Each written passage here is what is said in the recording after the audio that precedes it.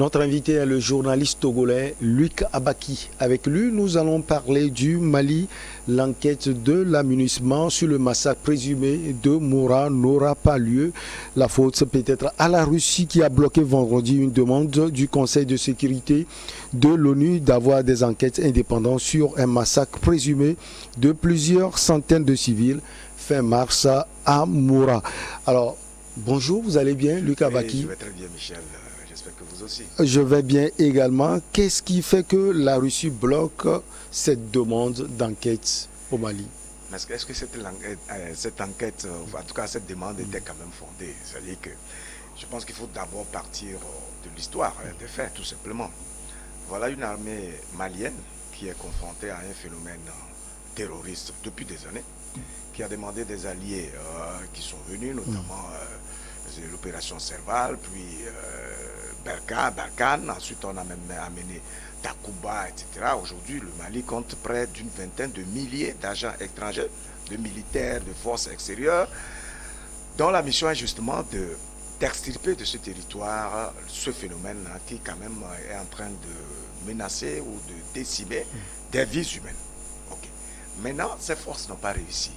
Et entre-temps, il y a un bras de fer qui est né entre les autorités actuelles maliennes et la France sur la nature de la coopération militaire qu'il faut engager en vue justement de trouver des solutions idoines.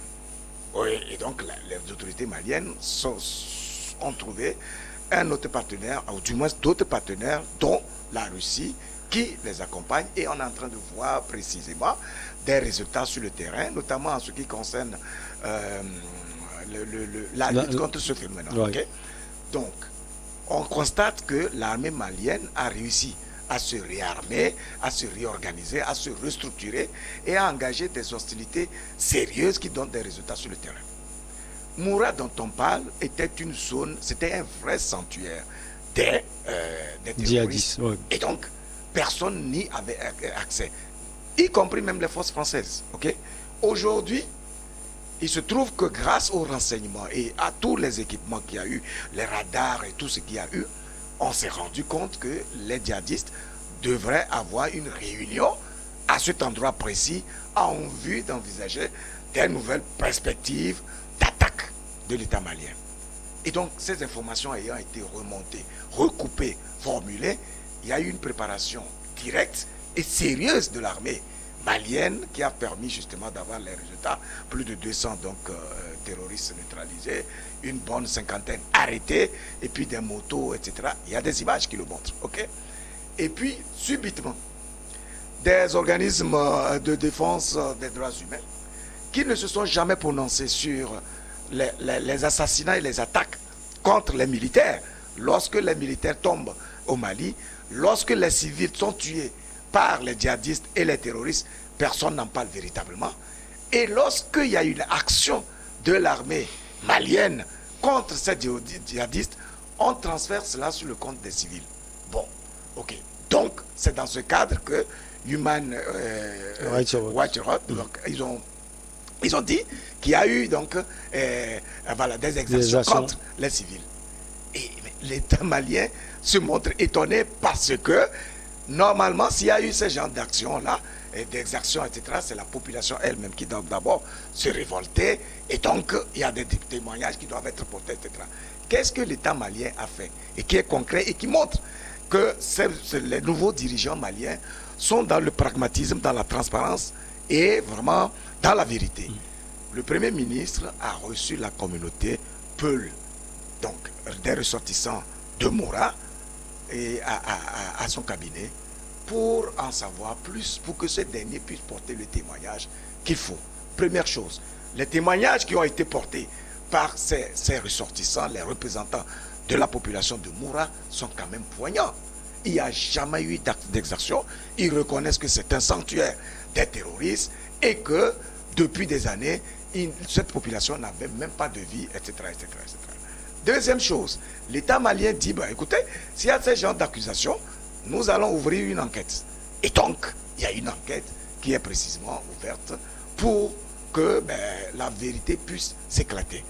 Troisième chose, l'État malien instaure un dialogue avec toute la population, y compris celle de Moura, où même 2 ministres ont été délégués pour aller donc d'abord apporter l'assistance, s'enquérir des nouvelles du milieu et faire en sorte que s'il y a une vérité qui est cachée, qu'elle puisse s'éclater. Alors, Luc Abaki, ça, ce sont les actions menées par l'État malien. Et c'est une bonne chose, contrairement à ces actions. Et si d'autres actions sont menées par ces organisations non gouvernementales pour que la vérité soit dite, est-ce que ça ne va pas être une bonne chose? De toute façon, l'État malien n'a pas empêché quelqu'un de faire son travail, mais à condition que la personne reste professionnelle. Lorsque un organisme ou bien des organismes, soi-disant de défense des droits de l'homme, commencent à se rendre complices des propagandes contre un État, ça veut dire qu'il y a un problème. De toute façon, ce n'est pas l'État malien qui a empêché la résolution d'être passée et donc d'ouvrir les enquêtes. Mais il se trouve que l'État malien fait le travail qu'il faut et donc les témoignages, de toute façon, il n'y a personne dans ce monde qui puisse aimer plus les Maliens que les Maliens eux-mêmes. Est-ce que vous êtes d'accord avec nous? Et donc, à partir de l'instant où on sait qu'il y a un problème d'impartialité avec ces genres d'organisations internationales, y compris les médias, rappelez-vous qu'il y a des médias français qui sont déjà suspendus au Mali à la suite justement de ce type d'allégations. Vous devez juste vous poser la question de savoir, mais pourquoi ces organismes, si elles sont vraiment, ces organisations sont impartiales, si elles sont mues par un objectif de transparence et du besoin de défendre les droits humains, pourquoi elles ne parlent pas lorsque les militaires tombent sur les fronts? Est-ce que vous pouvez imaginer tout simplement qu'une armée de façon délibérée peut décider d'assaillir une localité dans le but de tuer ses propres civils? C'est-à-dire qu'il n'y a pas une cause, il n'y a pas de raison, mais on dit, bon, mais écoutez, c'est peu là, c'est vrai, c'est des Maliens, on a envie quand même de faire des massacres. Et ils vont le faire. Si aujourd'hui, l'État malien donne même un chiffre, jusqu'à 200 et quelques djihadistes neutralisés, et plus d'une cinquantaine arrêtés, des motos brûlées, saisies et des équipements, et avec des vidéos à la suite, ça veut dire qu'il y avait réellement un problème. Bien entendu, on peut se dire que c'est une guerre, c'est un combat, que ces organisations-là parlent des effets collatéraux éventuels. On peut quand même comprendre qu'il y a une forme d'objectivité. Mais dire simplement que l'opération a consisté à faire des exactions sur des civils et ensuite jusqu'à 300 personnes civiles mortes, ça veut dire qu'il y a quand même de l'hyperbole, de l'exagération, du mensonge et une forme de propagande funeste contre l'État malien. Et on comprend d'où ça vient, parce que justement, l'État malien n'a pas que la guerre djihadiste à mener, il a aussi la guerre à mener contre la politique française au Mali et même dans tous les Sahel, contre toutes les décisions politiques qui sont menées contre ce pays-là et qui font qu'aujourd'hui, ils ont un problème économique, ils ont un problème de réorganisation sociale, etc., etc. Donc, c'est une ligue internationale contre ce pays et heureusement qu'il a des alliés comme la Russie et la Chine qui sont lucides. Et justement, Luc Abaki, c'est la Russie qui a bloqué cette demande du Conseil de sécurité, alors qu'on parle aussi des massacres et à côté des forces armées maliennes, il y avait des instructeurs russes, les gens parlent de Wagner aussi, hein, c'est la même chose. Alors, est-ce que la Russie peut-être se reproche quelque chose? Est-ce qu'elle a à se reprocher? Écoutez, la Russie n'a aucun problème. Écoutez, c'est l'État malien qui est dans le besoin, qui fait face à un problème de vie et de survie de sa population. Qui, d'État à État, a initié un partenariat militaire qui a été signé et qui a consacré l'arrivée au Mali des instructeurs russes. Tout comme dans ce même pays, Mali, il y a eu plus de 5 à 10 000 forces françaises, il y a eu plusieurs milliers de forces étrangères de la MINUSMA, de Takuba, etc., etc. Donc, quel est le débat? Le problème, c'est qu'aujourd'hui, on est en train de se liguer contre la Russie du fait qu'elle est en train de prendre pied en Afrique, c'est-à-dire qu'elle est en train de toucher le point de prédilection ou de la zone d'influence séculaire de la France, dont notamment les pays d'espace francophone. Donc aujourd'hui, vous voyez tout ce qui est en train de se dire contre la Russie en Ukraine, notamment cette histoire de massacre de cette Boucha. Donc, il y a déjà un combat sur le plan communicationnel qui est mené de manière qu'on puisse non seulement fragiliser la Russie, mais également... Donc il n'y a pas eu de meurtre à Boucha, il n'y a pas eu de massacre. De toute façon, on est dans un contexte de guerre. Il y a une certitude que, voyant tout ce que l'Ukraine est en train d'organiser, de fomenter, en termes de communication, avec en premier plan le président de la République, qui a vraiment l'aura d'un vrai comédien. C'est-à-dire qu'en fait, ce n'est pas une insulte, c'est-à-dire que c'est son métier. Et donc, il reste dans cette logique-là pour communiquer de façon permanente et puis de façon hyperbolique, parce que quand on parle de guerre, c'est d'abord, c'est vrai, la guerre militaire, mais aussi et surtout la guerre communicationnelle, de manière à focaliser l'attention ou même à apprivoiser ou même menotter l'esprit de l'opinion nationale et internationale sur un certain nombre de faits, quitte à les inventer. Okay. Visiblement, c'est ce qui se fait en Russie aussi. Voilà, c'est ce que je suis en train de vous expliquer. Donc, aujourd'hui, dans le contexte précis du Mali, où on parle des massacres délibérés, c'est qu'il y a un problème, parce que l'armée malienne fait face à un problème, et ils sont en train de, les militaires sont en train de démontrer par A plus B qu'ils deviennent de plus en plus professionnels, ils deviennent de plus en plus efficaces dans la lutte contre ce phénomène-là, et donc ils réussissent justement là où les forces étrangères n'ont pas réussi.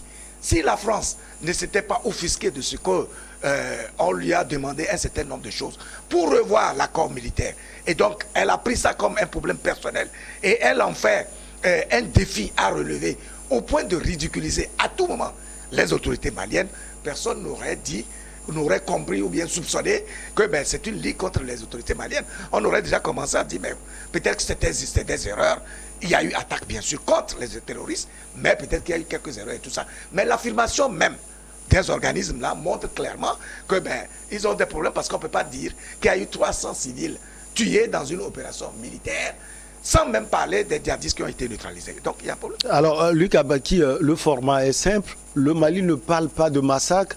Par contre, les autres parlent de massacre. Alors, une enquête indépendante pour voir là où se trouve la vérité. Qui est indépendant, justement, qui va mener l'enquête indépendante à partir de l'instant où nous savons tous que, à partir de l'instant où la France est en situation difficile dans le Sahel, et donc en fait un problème particulier, c'est elle qui mène toutes les opérations, et c'est elle qui mobilise la communauté internationale contre les États.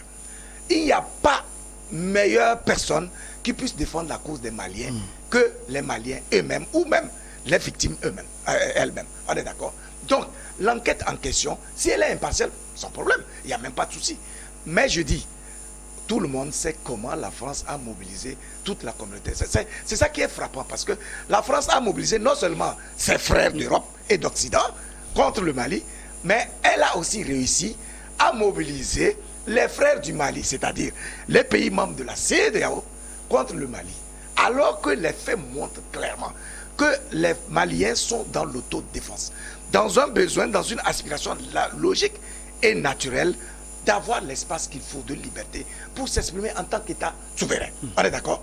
Donc, si les Maliens eux-mêmes ne se plaignent pas, il n'y a pas un besoin d'une enquête internationale pour une cause qui n'existe pas. Il faut que ce soit clair. Parce que les institutions qui vont... Vous pensez qu'ils peuvent se plaindre aussi, certains Maliens? Mais bien sûr, les Maliens, pas certains. Mais quand vous êtes victime, quand vous avez perdu un parent, on a décimé vos biens ou bien votre famille, etc. Mais vous n'avez pas d'autre chose que de vous prendre. Et avec le pouvoir en place, on ne peut même pas dire que les citoyens n'ont pas les créneaux qu'il faut pour se faire entendre. Les réseaux sociaux abondent de partout. À partir de votre portable, vous pouvez porter un témoignage. Et lorsqu'il est vrai et sincère, vous ne pouvez pas arrêter son flux. Il va envahir le monde entier. Est-ce qu'on est d'accord? Les témoignages, justement, Luc Abaki, on les voit plus du côté des dirigeants actuels du Mali, surtout de la population, visiblement, qui les soutient. Est-ce qu'on peut en déduire que ce sont eux qui disent la vérité?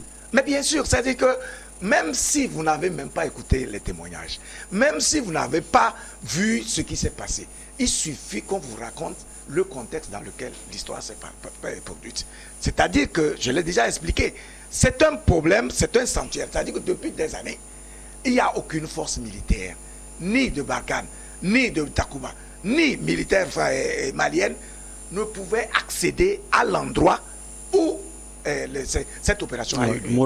Aujourd'hui, non seulement l'armée malienne circule là-bas, la population circule là-bas, et que les ministres du gouvernement eux-mêmes vont là-bas pour s'entretenir avec la population. Mais c'est qu'aujourd'hui, on comprend que ce que le Mali est en train de dire ne relève que du bon sens. Parce que si ce n'était pas le cas, mais les forces étrangères auraient été déjà là-bas. Les forces maliennes auraient été déjà là-bas depuis des années. Et donc aujourd'hui, s'ils vont là-bas, c'est qu'effectivement, les terroristes qui minaient le terrain ont été neutralisés. C'est une question de bon sens, non? Très simple. Donc, à partir de cet instant-là, et ensuite, des leaders, des représentants de la localité de Moura, qui vont parler clairement. Ils ont fait des reproches aussi à l'armée, tu veux dire, à l'État malien, concernant justement l'organisation sociale, avec une forme de brimade parfois, un déséquilibre dans la répartition des richesses, etc. Mais ils ont été très clairs. Donc, vous savez, quand quelqu'un convainc, il convainc toujours par la cohérence de son raisonnement. Quand quelqu'un se met devant le Premier ministre et lui dit, Monsieur le Premier ministre, nous saluons l'action des militaires, nous avons la preuve à partir des témoignages qui nous ont été portés par nos frères du milieu, qui n'a jamais eu d'exertion, que vous avez fait un travail, l'armée a fait un travail salutaire de salubrité publique en neutralisant les djihadistes qui ont toujours confiné notre vie et la vie de nos frères et sœurs là-bas. Mais nous pensons qu'il faut revoir la façon dont vous répartissez les richesses de l'État, parce que nous avons l'impression que notre localité est déshéritée, etc. Vous comprenez que ce monsieur est d'une certaine sincérité. Est-ce que vous voyez? Donc, on ne peut pas dire qu'il s'agit d'un montage ou quoi que ce soit. Mais dans tous les cas, il faut être clair, le peuple malien, ou du moins la population de Moura en question, personne ne l'empêche de s'exprimer, personne ne l'empêche d'utiliser le téléphone pour dire ce qui se passe. S'il y a des gens qui ont perdu des parents et qui estiment qu'ils ont été tués injustement, mais il ne faut pas oublier tout ce que RFI, France 24 et les autres médias et les organismes là avaient dit concernant les exactions entre des Maliens au niveau de la frontière mauritanienne. Il ne faut pas oublier ça. Alors que justement l'État malien a eu à ouvrir des enquêtes, a fait la démarche qu'il fallait pour voir l'État de la Mauritanie. Ils se sont entendus et tout est clair. Donc c'est clair, ne minimisez pas le combat communicationnel, la guerre de la communication qui est réelle et qu'on ne peut jamais négliger. Vous l'aviez dit tout à l'heure, la France finalement manipule les frères du Mali contre le Mali. Vous avez parlé de la CEDEAO, ses frères les Européens. La France est en train de manipuler, selon vos dires, même l'ONU contre le Mali. C'est une évidence. Vous savez qu'au niveau de l'ONU, le sous-secrétariat général, le secrétaire général adjoint chargé du maintien de la paix, c'est la France qui tient ça. Et c'est cette structure qui élabore les résolutions depuis des années. Est-ce que vous comprenez? Donc, les projets de résolution sont toujours initiés par la France. Et donc, à partir de cet instant-là, elle mobilise ses partenaires et tout. Et puis, il ne faut jamais compter sur les pays européens ou en tout cas occidentaux pour soutenir un État malien contre un autre pays français ou en tout cas européen. On peut par contre compter sur la Russie, Luc Abaki. La Russie, oui, bien sûr, parce que la Russie est entrée en guerre aujourd'hui contre une bonne partie de l'Occident qui a un projet justement de la neutraliser. Est-ce que vous comprenez? Donc, à partir de cet instant-là, la Russie elle-même joue sa survie. Elle joue sa survie et elle joue son besoin d'existence. À partir de cet instant, elle se montre objective et lucide. Et vous allez voir qu'il y a la Russie et la Chine, parce qu'en réalité, si les Occidentaux, notamment les pays de l'OTAN, arrivent à neutraliser la Russie, la prochaine victime sera notamment la Chine. Donc, eux, ils en sont conscients.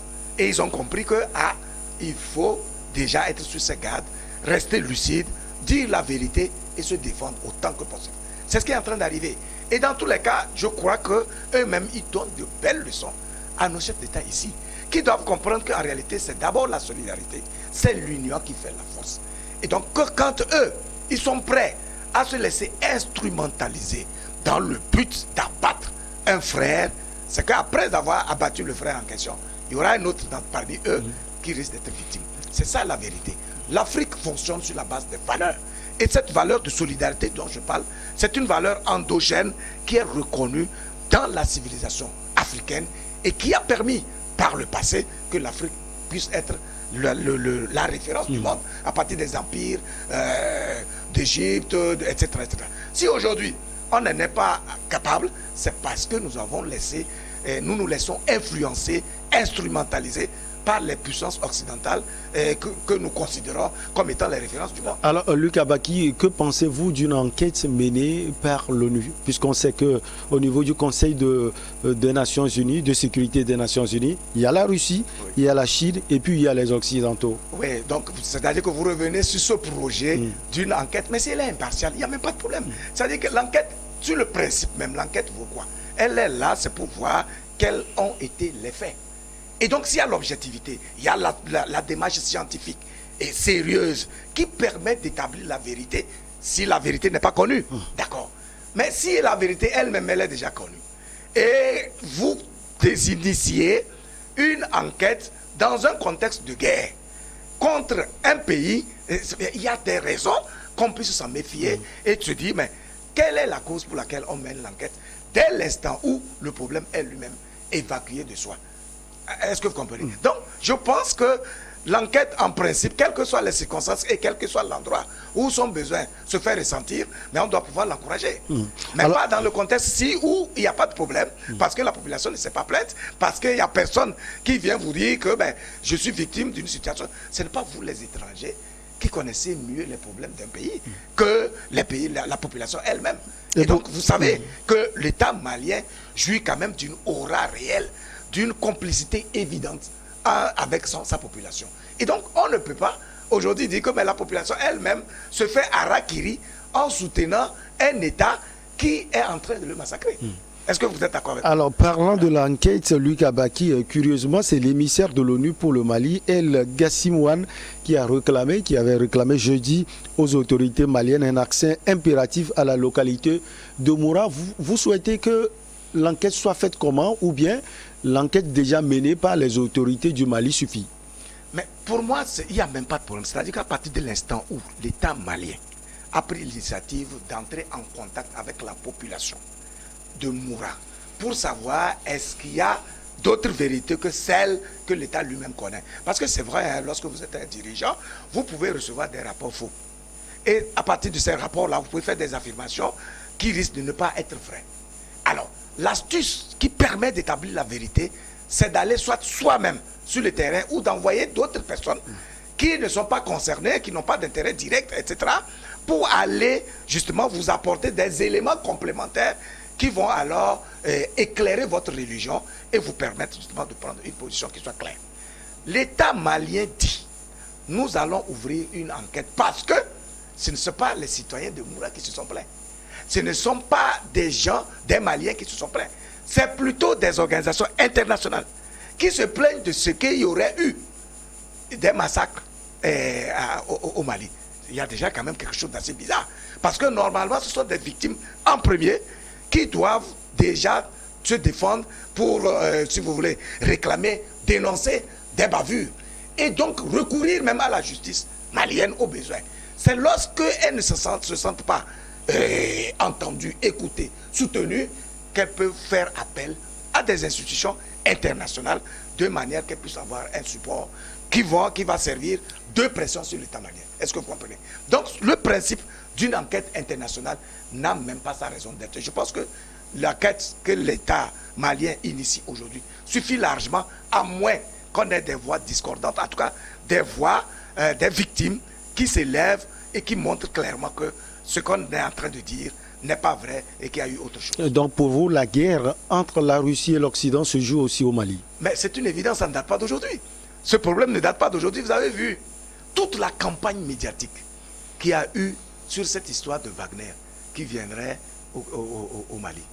La France a orchestré, a utilisé tous les créneaux de communication possibles pour pouvoir dissuader et mobiliser la conscience de tout le monde entier contre le Mali dans son projet de collaborer avec la Russie.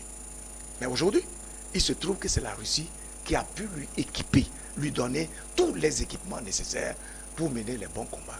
C'est la Russie qui, de façon traditionnelle, a toujours apporté des appuis techniques sur beaucoup de plans en ce qui concerne le peuple malien. Et donc, dès l'instant où les forces russes sont arrivées au Mali avec les équipements commandés par l'État du Mali à la Russie, notamment les avions de combat, les munitions et tout ce qu'il y a pour mener une guerre en bonne et due forme, on commence à avoir des résultats. Est-ce que vous ne comprenez pas, ou bien ce n'est pas logique que la France puisse s'offusquer de ce que la Russie commence à réussir là où elle, pendant 9 ans, a échoué? C'est une question de bon sens. Parce que l'ego étant en jeu, il se trouve que d'abord, le Mali fait partie du précaré français, c'est-à-dire que c'est la zone d'influence de la France depuis toujours, puisque c'est un pays francophone, c'est une colonie de la France, etc. Donc, première chose, ça veut dire que le parrain naturel du Mali ne peut pas être autre pays que la France.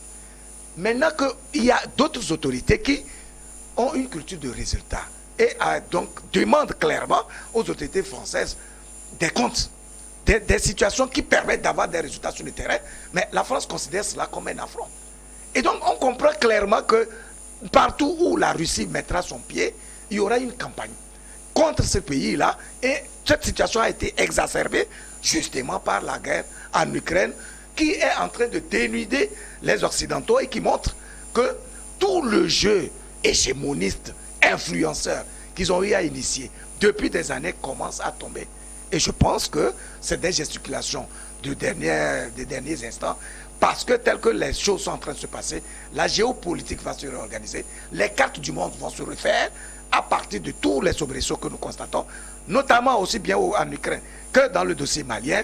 Je pense qu'il y a dans les mois et années à venir une réorganisation de l'ensemble de la communauté internationale.